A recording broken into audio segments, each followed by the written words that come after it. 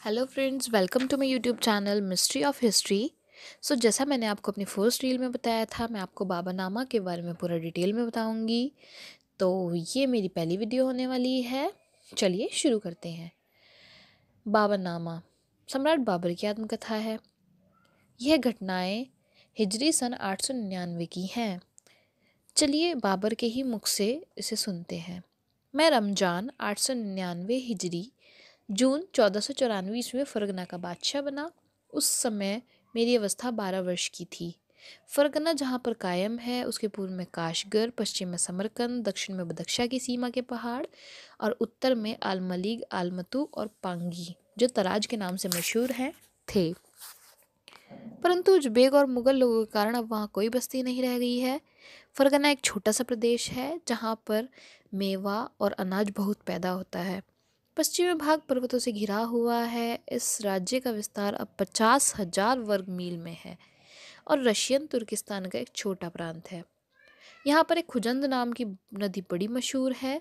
वह पूर्व उत्तर की ओर से निकलकर इस प्रदेश में बहती हुई पश्चिम की तरफ जाती है। खुजंद के उत्तर और फनाकत के दक्षिण से होती हुई उत्तर की तरफ चली जाती है। यह नदी किसी समुद्र में नहीं गिरती बल्कि तुर्किस्तान से नीचे की तरफ जाकर मरुभूमि में खत्म हो जाती है।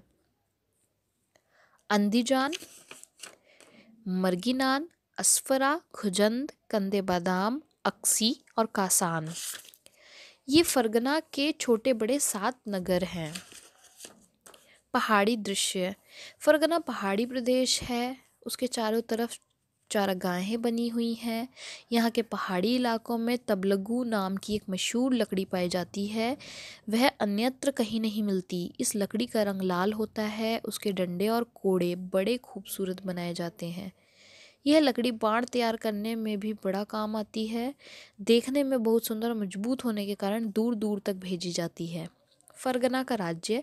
मेरे पिता उमर शेख मिर्ज़ा फरगना के राजा थे। उनको यह राज्य अपने पिता से मिला था।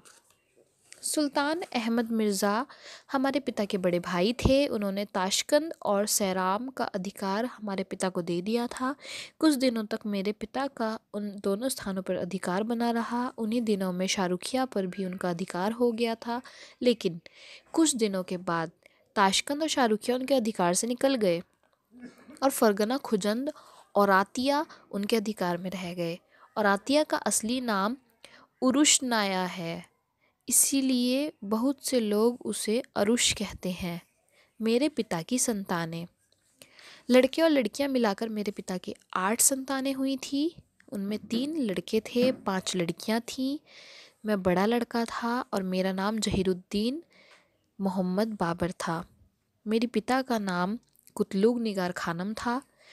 दूसरे लड़के का नाम जहांगीर मिर्ज़ा था। वह मुझसे 2 साल छोटा था। उसकी माता मुग़ल कौम के तामून के एक अमीर की लड़की थी। उसका नाम फ़ातिमा सुल्तान था। तीसरे लड़के का नाम नासिर मिर्ज़ा था। उसकी माता अंदीजान की थी और उसका नाम उम्मेद था। वह रखेल स्त्री थी। नासिर मिर्ज़ा मुझसे 4 वर्ष छोटा था। मेरे पिता की सबसे बड़ी लड़की का नाम खानज़ादा बेगम थी। वह मेरी सगी बहन थी। वह मुझसे 5 साल बड़ी थी। मैंने समरकंद की को दूसरी बार जीता था, लेकिन मेरी फ़ौज सरे पुल पर पराजित हो चुकी थी। इसलिए किले में भीतर पहुंचकर मैं 5 महीने तक उसकी रक्षा किए रहा। मुझे आशा थी कि मेरी सहायता के लिए कोई सेना आएगी, लेकिन कहीं से कोई सहायता ना मिली तो निराश होकर मुझे किला छोड़ देना पड़ा। उस परेशानी में मुझे अपनी बहन खानज़ादा बेगम की शादी मोहम्मद शिबानी खां के साथ कर देनी पड़ी। उससे एक लड़का पैदा हुआ। वह अत्यंत स्वस्थ और रूपवान था। मोहम्मद शिबानी खां ने उस बालक को वल्ख का अधिकार दे दिया था।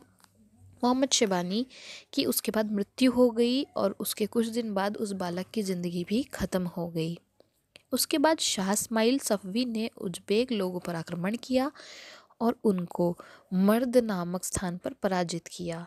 उन दिनों मेरी बहन खानज़ादा बेगम मर्द में ही थी और मोहम्मद दीवानी की मृत्यु हो चुकी थी। मेरी बहन के साथ शाह इस्माइल ने सहानुभूतिपूर्ण व्यवहार किया और हर तरीके से उनकी देखभाल रखी। इसके सिवा उसने अपने आदमियों के संरक्षण में खानज़ादा बेगम को मेरे पास भेज दिया। बेगम कुंदूज में आकर मुझसे मिली। 10 वर्षों तक उसने मेरे साथ 10 वर्षों तक उसकी मेरे साथ भेंट नहीं हुई थी, इसलिए मिलने पर मेरी बहन मुझको पहचान न सकी।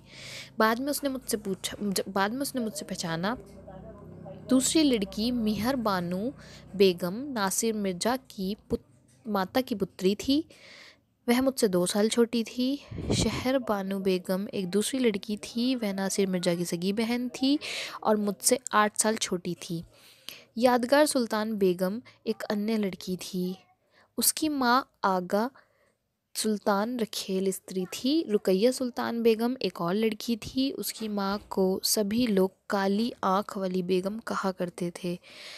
इन दोनों अंतिम लड़कियों के जन्म मेरे पिता के मरने के बाद हुए थे। यादगार सुल्तान बेगम का पालन मेरी दादी ईसान दौलत बेगम ने किया था। 908 हिजरी सन 1503 ईस्वी में शबानी खान ने अक्सी और अंदीजान पर अधिकार कर लिया था। उन दिनों में यादगार सुल्तान बेगम अब्दुल लतीफ़ सुल्तान के हाथों में चली गई थी। वह हमज़ा सुल्तान का बेटा था। जब मैंने हिरात में अधिकार कर लिया तो उस समय यादगार सुल्तान बेगम मेरे पास आ गई। उन्हीं दिनों में परेशानी में रुकैया सुल्तान बेगम भी जानी कि सुल्तान उज़्बेक को मिल गई थी। उससे 1 या 2 लड़के पैदा हुए, लेकिन वे कुछ ही दिनों में मर गए। इसके बाद उसकी भी मृत्यु हो गई। कुतलुग निगार खानम यूनुस खां की दूसरी लड़की थी। वह सुल्तान महमूद खान और खान अहमद की सौतेली बड़ी बहन थी। नेक्स्ट वीडियो में हम देखेंगे कि बाबर के पिता ने क्या क्या संघर्ष किए, उनके जीवन में क्या क्या रहा। मेरी वीडियो देखने के लिए thank you and please subscribe my channel, like my video and comment करके ज़रूर बताइएगा कि आपको मेरी पहली वीडियो कैसी लगी।